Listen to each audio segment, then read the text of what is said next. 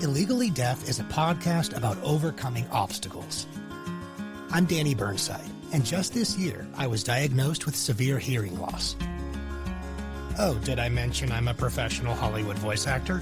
Funny how that goes. I've made the decision to own my disability and interview remarkable guests who are thriving in light of being disabled. Welcome to the Illegally Deaf podcast. Scott, how you doing, brother? I'm good, brother. How you doing? So dang good to speak to you. Yeah, you too, man. How are things? Great. You know, I've got a daughter now. Like literally since the last time you and I have seen each other in person, I now have a daughter. How old is she? She's 2 years, just about 3 months. Aww. Oh, she's a joy, Scott. I love being a dad. Fits me really well. Came at a good time in my life, just maturity-wise. I'm all in on being a father to her. Well, that's good because you have a kid. Yeah, so it is good that I'm all in on it because I do have the kid legally. Yes, I do. Yeah, we don't need another father who's not in on being a father. I had one of those, although he was a really cool guy, but many of us did have one of those. Yeah. And how about yourself, man? Congratulations. I know you just got hitched. Congratulations. Thanks, man. Yeah, Best deal. fucking woman I've ever, I had to lock that one down. Honestly, just the energy I get from her pictures is like super 2 thumbs up positive. Awesome lady. She is so kind and so loving and so accepting and so devotional and just so supportive. Like, it's amazing, man. Like, after some of the relationships I've been in where people have just been so hypercritical and things, but I realized too that, you know, if you're not ready to actually receive kindness and love, I would push it away because it's uncomfortable, right? I've done so much work to be compassionate and loving with myself that I can let someone else love me now. I couldn't do that before. Which is a perfect segue to your appearance on this show. Wow, it's like we planned that. It was perfect. Okay, awesome. Okay, so guys, Scott and I actually met at a voiceover agency. We were both repped by, it's kind of a famous, especially on camera, celebrity agency called WME, William Morris Endeavor. It used to be William Morris, they merged with Endeavor. So yeah, it was a celebrity agency. And then there was Scott and I and the rest of the voiceover characters, kind of the redheaded stepchild in the basement in a separate building across the street, right, Scott? Well, yeah, actually, it was that way initially. We were in a different building across the street. The one thing I remember about meeting Scott, so Scott was repped by WME before I ever even stepped foot in the door. So I walked in, and sometimes it's like the fresh blood. You kind of feel like a little like territorial vibes going on, especially by some of the talent that you might be competing against, some of the male talent. I will never forget meeting Scott for the first time, guys, because he was just so damn warm and welcoming. He was the only person like that, Scott. I still remember that to this day, meeting you in that lobby.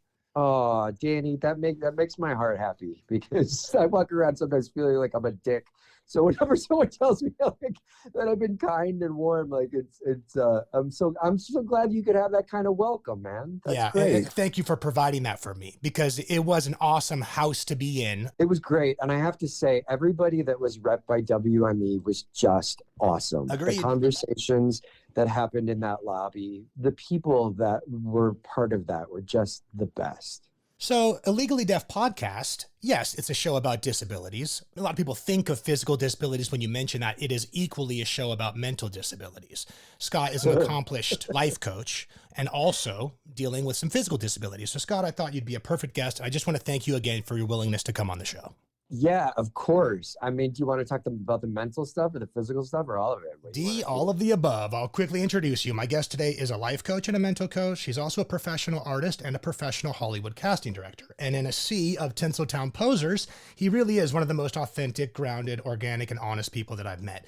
This is the type of guy that will post private thoughts publicly on social media. I love that about you, Scott. So few people do that. My goodness, so few people do that.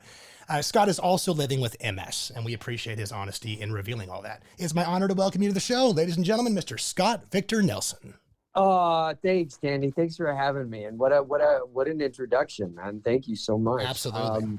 So I was diagnosed with MS 14 years ago. So I've been living with it. It's been in remission for like the last 10. So I've had no new lesions and no exacerbations, but I live with chronic pain and also some weakness on the right side. When you say it's in remission, can you just explain that for our listeners that aren't familiar? How does MS go into remission? So MS is it's a progressive disease that attacks the spinal cord of the brain. And the way that it shows up, it's an immune disease. So it's the immune system turns on itself and attacks the myelin sheath, which protects the nerve. And so what happens is when it turns on itself and it attacks, where it attacked, it leaves a scar. Sclerosis means scar. So multiple sclerosis means there's multiple scars. So my immune system has attacked my brain and my spinal cord in various spots. And now there's these lesions, which are the scars that are left over from that. I haven't had any new lesions or any active lesions since 2014, I think. So that's what I mean by it being in remission.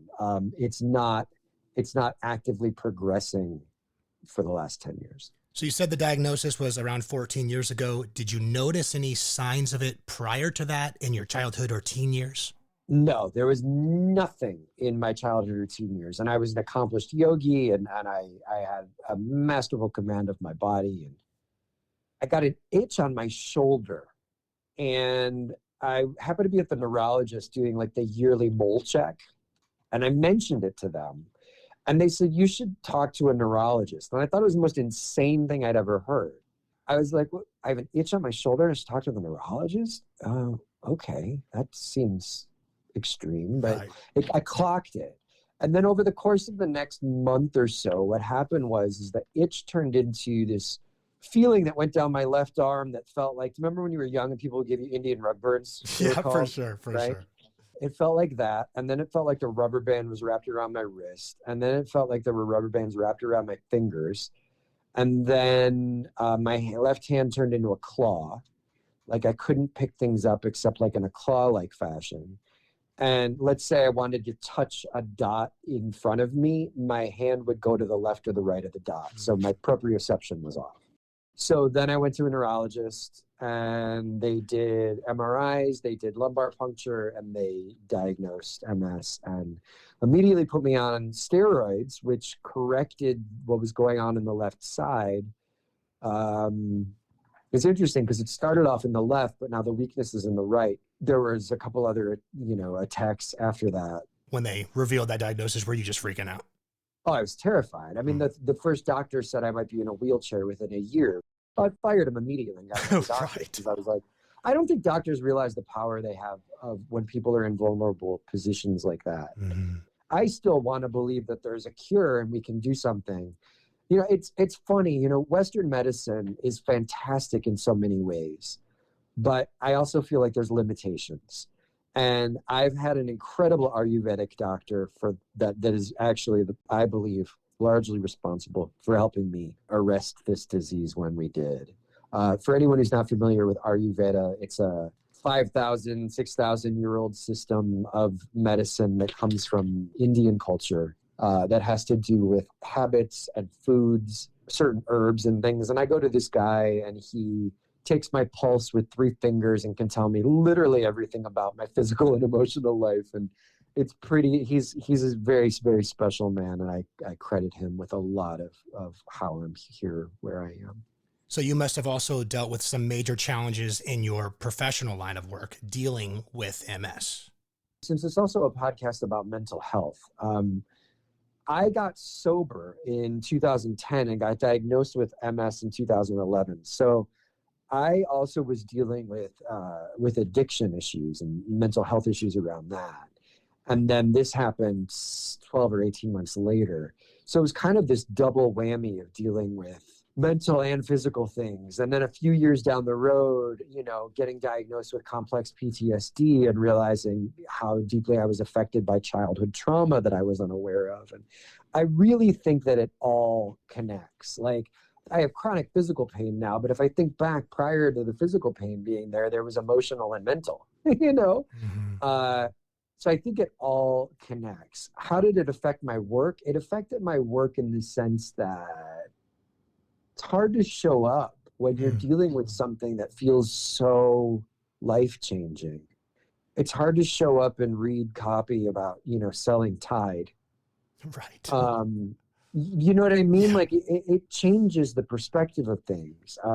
Also around the same time, my dad died very suddenly. So Jeez, man, when it rains, it pours, Scott. Yeah, it was an interesting time. to say the least. So it was kind of getting hit by everything, and it shook my whole world. And I think it just took several years to restabilize and find a new normal. As far as you're comfortable, do you mind kind of peeling back the curtain on some childhood PTSD? I too struggle with some childhood PTSD. I mentioned my dad as we open this conversation. He was a drug addict, spent some time in prison, yada, yada, yada. Do you mind explaining that situation a little further? Sure. So I grew up in a incredibly loving house. There was a lot of love in my house. But it was also the Midwest thing of like, don't let anyone see what's really going on behind closed doors. And my mother just had some rage issues, and she wasn't able to contain that. And so she would scream a lot and for long periods of time. And my father was very, very loving, but also kind of like just didn't get involved when she was screaming or doing that, because if he got involved, then he would be screamed at, you know? So it was very confusing because there wasn't a reason for why it would happen. She just would have to dislodge massive amounts of energy sometimes, like almost like a nuclear fallout. And so it could happen because I put the fork in the dishwasher the wrong way, or it could happen there was no rhyme or reason. And so it created a culture where I was constantly on eggshells and on edge of never feeling like I could ever do anything correctly, and constantly being afraid I was going to be punished or screamed at for it. So drinking and smoking pot was a great way of coping, because I didn't have to deal with how deep the fear was that was under that. But when I took away the alcohol and the drugs, and then also, was dealt with the diagnosis about MS, all of a sudden I was left to deal with the deep seated fear around just having agency, just having a sense of autonomy and sovereignty, because it wasn't okay as a kid. Like, I was completely dependent, and I also had to be completely grateful. I mean, my mom used to say to me, if I wasn't feeling grateful about something and we were driving somewhere, she'd point out a man in a wheelchair on the street and say, be grateful you're not the man in the wheelchair. And so it felt like I either had to be really, really happy or I was in a wheelchair. And then getting that diagnosis, I was like, how is that fucking connected? As my doctor's saying you might be in a wheelchair. I don't know how deeply all these things connect, but I do find it interesting to look at the possibilities of it. And there's a lot of studies around immune diseases and childhood trauma. Fascinating. Why are you so willing to look introspectively, though? So few people are willing to do that. Were you always that way? Like, when you were a teenager, were you emotionally available and vulnerable and introspective? I mean, that's a great question. There was a part of me that was always aware that something was off. I was always the person who was like, why is everyone acting one way when there's a deeper truth going on that nobody is fucking talking about or paying attention to or acknowledging? That's exactly what I was meaning about your social media posts. The 99% of folks post, and I guess I'm guilty of this too, it's like a highlight reel. It's like, look at my fake make-believe life. Yours is like raw, and I love that, Scott. Well, thank you, Danny. I mean, truth is so important to me. It's like, why is truth important to you? Because I grew up in a house where we didn't talk about what was really going on. We didn't talk about my mother's mental health issues. She didn't take responsibility for how she behaved. Everything was put on me or my sister. There was so much lack of responsibility taking that I don't ever want to live in a world where I'm pretending things are one way when they're actually another way. Because here's the thing. We can all pretend all day long that something is a certain way, but you feel what's there. Like, that's the thing. Like, if you start looking at your feelings, and maybe this is why I was always introspective, but I wasn't as willing to go as deep into the pain or the discomfort as I was once I got sober, right? Like, I was always introspective. I was always curious. I was always interested in knowing more and asking questions. You know, I was always sort of the what if kid, because I also had high anxiety. But I've always been interested in the truth because it's there anyway. And when you stand there and someone is saying, you know, the sky is red and you're looking at it and it's blue, it'll drive you insane at some point in your life if you don't take responsibility for saying it's blue. And I just want to be an advocate for other people who've been told that the sky is red when they know it's blue, that it's okay to say it's blue. And that's why I post as raw and honest as I do online, because we are sold such a bill of toxic positivity and manifestation and just take this and you'll feel better and blah, blah, blah. And it's not the world. And so what we're set up for is failure from the beginning. If you do this, if you buy this, if you achieve this, if you make this amount of money, if you marry this person, if you do whatever, then you will be free from the pains of being human and you will be happy. And it's not true. And it's a bunch of fucking lies. And so if anything, I feel like a whistleblower on bullshit. I feel like I'm the person that's standing there going, no, the sky is blue. And if you're someone who sees a blue sky too, you're not alone. Here's a real and honest question for you then. Do you miss substances? Oh.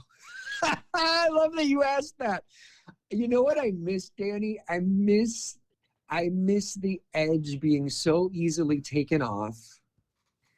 I miss the ease that came with the first few drinks. I miss the perceived conviviality, right? I miss the ignorance that went with it. But having just celebrated 14 years sober, I have no interest in drinking or doing drugs again, because there's something about being genuinely present. Like, I've always been someone who prides myself on paying attention to the person in front of me and engaging in the conversation. However, a lot of times what it was let me get through this moment, because I know at the end of the day, I'll be able to have 1 or 3 or 6 or 8 drinks, right? So I'm standing here, I'm talking to you, and I'm incredibly uncomfortable. But instead of calling out the discomfort or acknowledging the discomfort in a healthy way, it's let me just get through this moment so I can get to this other moment where I can check out. And I don't have that anymore. And that is a huge gift, because now I'm actually really available for life in a different way. Like, it's like, you know, we talk about it in sobriety, it's life on life's terms. I also think I'm able to tell the truth more than I used to be able to. Believe it or not, like, even though I've always strived to tell the truth, I think I was also like a big liar in a lot of ways, because it's just scary to tell the truth, especially if you grew up in a house where the truth wasn't acknowledged. It wasn't reflected back. It wasn't a value. So, guys, Scott is also an accomplished life coach, and particularly works with a lot of men, which I really, really love that. I think, you know, as men, we do not have the outlets we need emotionally. And Scott's kind of leading the charge on that, at least for folks that I know, my circle of friends. What do you gain from coaching, Scott? I don't mean money. Yeah, you probably gain money. Great. We all have to live. What do you gain? I do like money, Dan. I like money too, okay? Right? Wow, that's a beautiful question. Thank you for asking. Makes me emotional. I think it has to do with what you were talking about the father that we needed. My ability to hold space and support men is, in a way, being able to heal the part of me that was so desperately looking for that in other men. I had some pretty confusing relationships because I really needed, like, look, my dad was really fun. I love my dad. I miss him a lot. But there were things that I needed in terms of someone to provide guidance or discipline or structure that weren't there. I've been fortunate enough to find men who've been able to teach me how to do that and hold space for me as I did it very, very clumsily. The fact that I can do that for other men, I get more out of it than almost anything, because first of all, I hate the fact that we live in a culture where there's even a term called toxic masculinity, because there's nothing toxic about authentic masculinity. Authentic masculinity is beautiful, and authentic masculinity is what protects women and children and animals and is the responsibility taker. I just feel like there's a lot of men who don't know how to be with their feelings, haven't taught to be with their feelings, need the space to be able to do it, and also need support. Like, as men, we need support of other men. It's really important that we have a tribe. It's really important that we have someone we can go to that we trust. And my work with men is not about trying to impose anything upon them, but to ask questions so that they can get more clarity about what it is that they truly value in life and what it is that they really want to contribute. Because I think as men, it's so important that we have a purpose. And it doesn't have to be grand. It can be being a better father. It can be, which I think is very grand, actually. It can be being a better husband. It can be being a better brother. But how do we do that? And it's only through the support of other men that I think have walked this path. So I get so much out of it because I get to be the person that I needed for other people.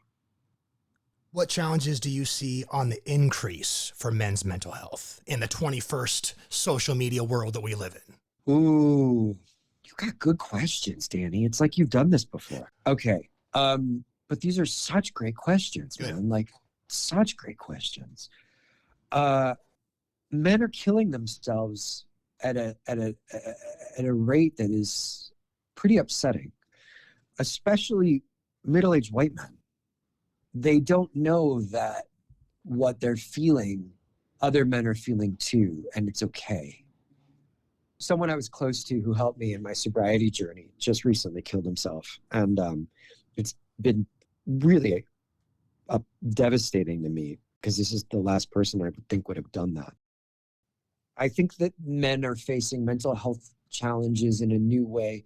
I think that the world's problems are being blamed on men, and there's a lot of good men who are actually doing work to be different in the world, but they're being lumped in because we're just saying men or we're saying toxic masculinity, and I think that that's a huge problem. I don't think men are celebrated enough in terms of the goodness and the healthy masculinity. I think that the internet and the compare and despair thing is debilitating because men look online and they see some other man who's saying he made 8 figures and they're struggling with whatever and they're comparing themselves. And I think porn is a huge factor in all of this too. Because it's a way of checking out. But the problem with checking out with porn is, and I've struggled with this myself, so I'm speaking from experience. The problem is it makes your expectations in relationships unrealistic. But more than that, it makes the intimacy factor in your relationships more challenging because there's this outlet that you can just go to that provides something, but it's kind of like eating McDonald's when you could have a filet. And the problem is you condition yourself to eat McDonald's more and more, there's consequences. And I think it's taking a very profound toll on people's relationships, both with partners and also themselves. There's a video on your YouTube channel and it's titled, "You Are Enough." What does that mean? You are enough. You're the gift. You're it. It's not outside of you. It's not something you have to get. In fact, what we have to do is we have to unlearn all the things that we learned about what we have to be. I think that integration and wholeness is the entire wave of the future and is the key to everything. And I think what people do is they find parts of themselves that they're accepting of or that they like, and they tolerate those. But when there's parts of themselves that they don't like, whether it be a certain emotional temperament or their grief or their anger or their sadness. Like, I don't think as men we're taught how to be with these more complicated, these feelings. Like, oh, you're an angry man, that's a problem. No, it's not. But the anger might need to be channeled into something, but it needs to be felt first. Men need to know it's okay to grieve. You're enough, meaning the fact that everything that you're feeling and everything you're going through is what makes you who you are. And that is enough. And it's not through the discarding of anything. It's not through the pushing away of anything. It's through the integration and the acceptance of all of these parts of yourself. This applies to women too. It's not just men. And applies to non-binary people. And applies to trans women. And it applies to every human being. You are enough, meaning that if you can accept the wholeness that is you, that is the thing that we are looking for, that we try to get met with outside things that never are going to meet it. It's the integration of all the parts that you think aren't valuable or that you wish weren't there that gives you a sense of wholeness. And in that wholeness, you are enough. How does having MS make you a better coach? I have more empathy, greater compassion for people's pain, for what people go through, for the actual genuine experience of what it is to be alive with a chronic illness, for what it is to live through mental health issues, generalized anxiety, depression, addiction, complex PTSD. I walk this path every day, and I do it soberly, and I do it consciously to the best of my ability. I get to make mistakes and I get to clean them up. I get to help other people know that they're enough, and I get to help them build relationships with the parts of themselves that have been exiled by their parents and then by themselves, right? Because we learn at an early age that there are things about us that are lovable, and there are other things that are not welcome. And so then we exile those parts of ourselves. For me, a lot of it was anger. I wasn't allowed to be angry in our house, but everyone else was. So that exiled part, and it gets repressed and it gets pushed down. And everything that I have dealt with makes me more compassionate human being. I've had to learn how to live with things that, oh man, I could choose to be destroyed by. I mean, I think, I did a post recently that I actually talked about. It was after my friend killed himself. And I had to really, really examine suicide. And I had to recognize that sometimes the pain that I'm in is so bad that I want to die. And being able to talk about that really honestly and let other people know that, like, if they're in pain, they're not alone. And being able to support people that are walking through that, whatever their chronic pain is, mental, emotional, physical. I've now had the experience, so I have a PhD in being able to help people with these things. You mentioned comparison as it pertains to social media. I love the quote, "Comparison is the thief of joy." My goodness, it's just so true. So what's the counter to it, Scott? Because we're going to continue consuming social media. I mean, as far as it looks right now, we're going to. So what's the counter to comparing ourselves to everybody? Being more honest and talking about what we're talking about right here, what you're doing, Danny, by inviting people into a conversation that more people need to be having. I've just started going to these things called death cafes. Have you heard of these? I saw your post about it, but I had never heard about it before. It started in 2010 in England, and the only requirement is that you have tea and cake and talk about death. I love it. That feels like the antidote to what we're talking about. I think 12-step groups are incredibly helpful. I think community is incredibly helpful. I think one of the issues with social media is we're isolated looking at videos and then telling stories about what we're seeing. The antidote to that is to be in community and be in conversation with other people who are willing to go, yeah, you know what? I feel that. I'm scared. I don't know what I'm going to do to make rent this month, or I don't know how I'm going to pay for my kids' college, or I don't know what's going to happen. In learning to live with that uncertainty and speaking about it, talking about it.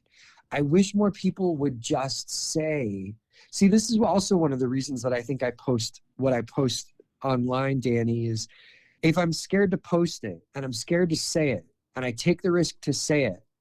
And what I get back is love and support and other people saying, I feel that too, or I know what that's like, or thank you for sharing that. That helps.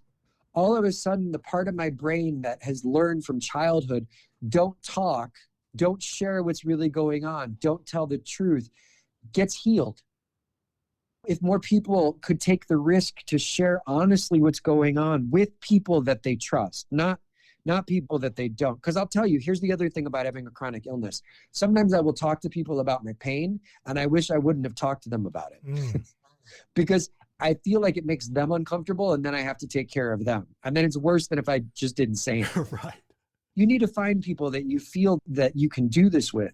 But if we all just would practice saying, hey, I'm scared, or I'm sad, or I'm angry, or I'm lonely, or I just don't know what I'm doing. Like, I feel like we live in this fucking world where everyone pretends that they know what they're doing. And the truth of the matter is, there's a 1 in 400 billion chance that we would be human beings, that we would be what we are, that we're spinning on a blue marble in the middle of space where seemingly there's no other life. Nobody knows what the fuck is going on. But instead of acknowledging that, what we do is we walk around playing this grown-up game of pretend at the expense of our own well-being and the well-being of others, because we're not able to actually have a conversation about the uncertainty, about the truth. I'm so about truth, Danny. I'm so about truth, because I think it's always there anyway.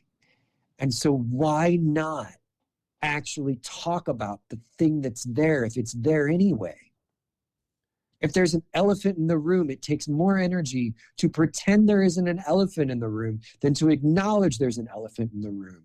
But we've all grown up in these ways, or many of us have grown up in these ways, that we've learned to exert the amount of effort that it takes to not talk about the elephant rather than the ease of talking about the elephant, because it's scary to do something different. Change and growth is scary. And we have to be willing to face that fear, right? Like, if there's a tightrope, I can sit on the ground and look up at the tightrope and be scared of the tightrope. Or I can look up at the tightrope and use the fear to take one step onto the tightrope. To me, taking one step onto the tightrope, not even getting across the tightrope, but using the fear to take one step forward, that is actual living. The other thing is just passing time as life goes by. I want to live, and I want to help other people live. You mentioned you need to find people you feel you can do this with. That first step is so difficult. How do they find people that they feel they can do this with? My hope is that everyone has at least one friend that they can be completely honest with. So it starts there. It also starts with actually acknowledging it to themselves first. Then it starts with finding one other person to be able to confide in. And also finding support, hiring a coach, getting a therapist, working with someone who actually has the tools to help someone with this process, I think is invaluable. That is by design a space specifically for that, right? So you can practice with me or with someone else saying whatever it is that you're so scared to say, and know that it's going to be received well, where maybe you can't do that with someone in your life. I know this is a really broad question. You can take it wherever you want to. What is your hope for men? Wow. Danny. My hope for men is that they learn to breathe more deeply, that they expand their capacity for discomfort and pain so that they can be more present and more conscious for their partners, their families, their kids, their friends, for the world, so that they can lead from a place of depth and honesty. And I believe deeply in my heart that that starts with a deeper breath. Totally going to shift gears here. You recently also got involved in casting. I would imagine being an individual that can read people well really is to your benefit in that line of work? I actually was a casting director in Chicago 20 some years ago before I was an actor. I was like, well, I know how to do this. And I just started doing it and it turned into this job. Like I was just doing it to help them out. And now I'm the casting director for the Kevin Lang Show on YouTube, which is one of the fastest growing shows on the internet.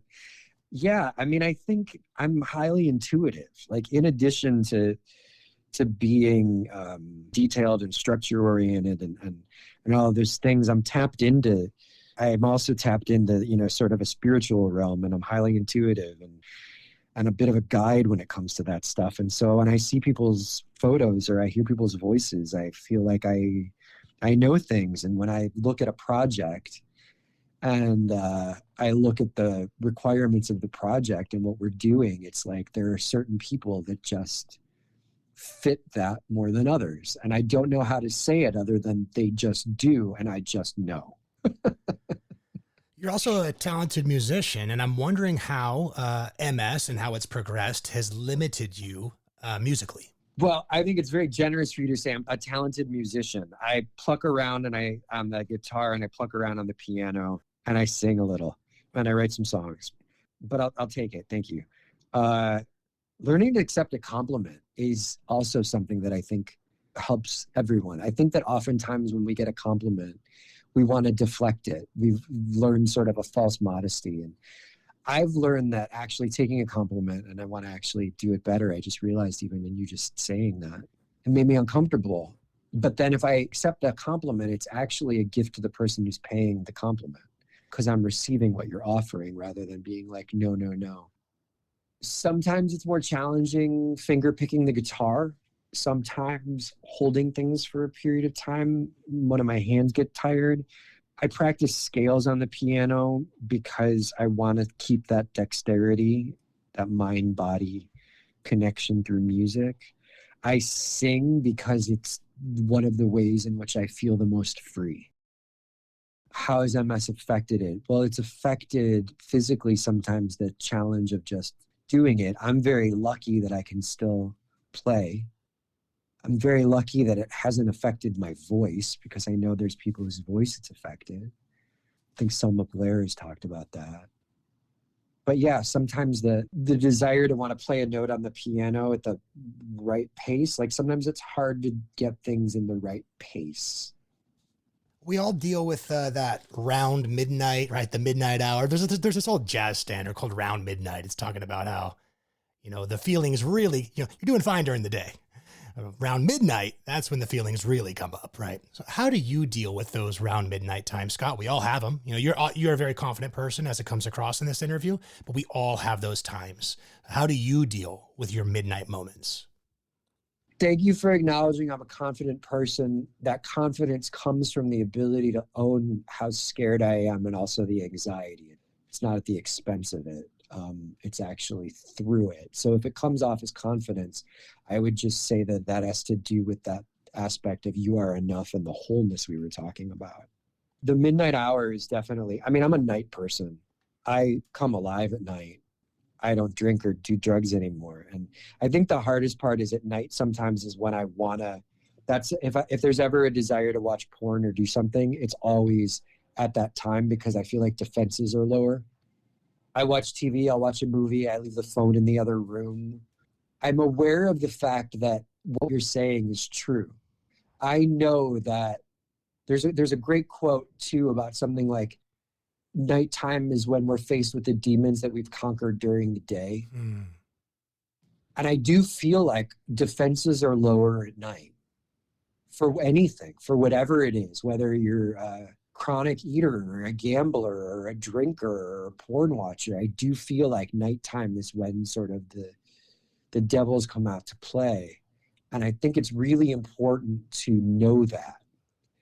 And if I know that, then I can do things to set myself up to win, leave the phone in the other room, really sit down and watch a movie so that it's taking my full focus, have a book to read, try to go to bed earlier. But honestly, I really think it's knowing that it's going to be more challenging so that I'm prepared for it, rather than feeling like I get caught off guard. What would you say to someone listening to this show who is kind of like you 14 years ago when you got that MS diagnosis? It might be MS, it might be something else, but let's say someone who has just received very heavy news.